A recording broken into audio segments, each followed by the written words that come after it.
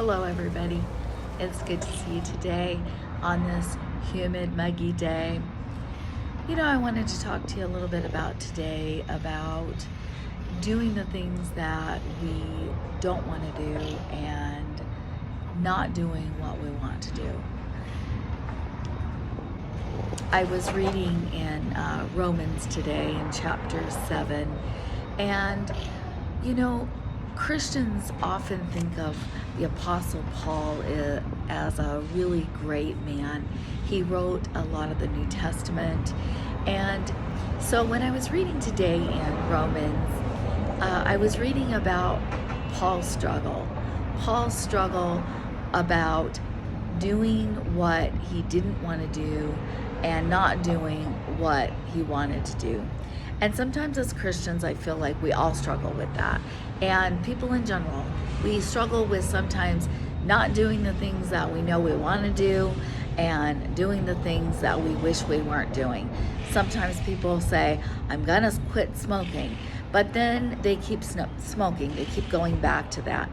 And so Paul was struggling here, and he talked a lot about the law and his struggle with his habits of whatever it was that he was struggling with. We don't know. It doesn't go into detail about that. But it said, before the law came about, we didn't know what sin was. We just did what we did, and we didn't know anything about it.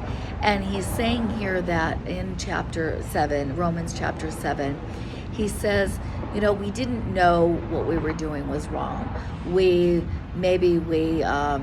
looked at somebody else's stuff. We coveted that, we wanted what they had, but we didn't know that there was anything wrong with that because we didn't have the law.